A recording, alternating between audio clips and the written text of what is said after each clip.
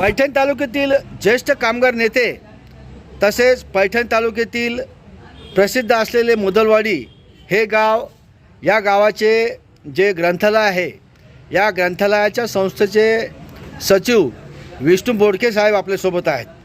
बोडके साहेब, आपले संभाजीनगर समाचार न्यूज चॅनलमध्ये खूप खूप स्वागत आहे. सर्वात महत्त्वाचा मुद्दा असा की आजच्या आधुनिक काळामध्ये प्रत्येकजण हा मोबाईलमध्ये गुंतलेला आहे आणि याच्यामुळं नेमकी वाचन संस्कृती कमी होत आहे. एकंदरीत जी नवी पिढी आहे ती मोबाईलच्या व्यसनामध्ये पूर्णपणे गुंतली असताना आपल्याला थोरांचे किंवा विचारवंतांचे, संतांचे विचार हे तळागाळापर्यंत पोहोचवण्यासाठी आपण पैठण शहरामध्ये उद्या 5 तारखेला आपण पैठण शहरामध्ये या शांतीब्रह्म संत एकनाथ महाराजांच्या पावनभूमीमध्ये ग्रंथालयाचा एक मोठा कार्यक्रम घेणार आहे. या कार्यक्रमाची रूपरेषा काय आहे? मराठवाडा विभाग ग्रंथालय संघ व छत्रपती संभाजीनगर जिल्हा ग्रंथालय संघ यांचे संयुक्त वार्षिक अधिवेशन पैठण शहरामध्ये सोमवार दिनांक 5 जानेवारी 2026 रोजी नाथ महाराज मंदिर मल्टीपर्पज हॉल येथे घेण्यात येणार आहे.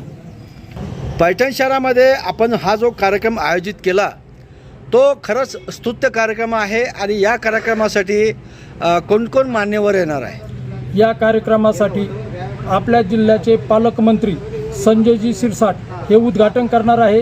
कार्यक्रमाचे अध्यक्ष म्हणून आपल्या तालुक्याचे आमदार विलास बापू भुमरे हे राहणार आहेत.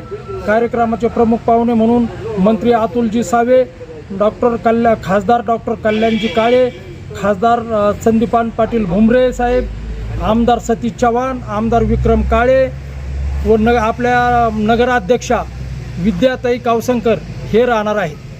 बोडके साहेब, तुम्ही जी आता माहिती सांगितली ती खूप स्तुत्य आहे.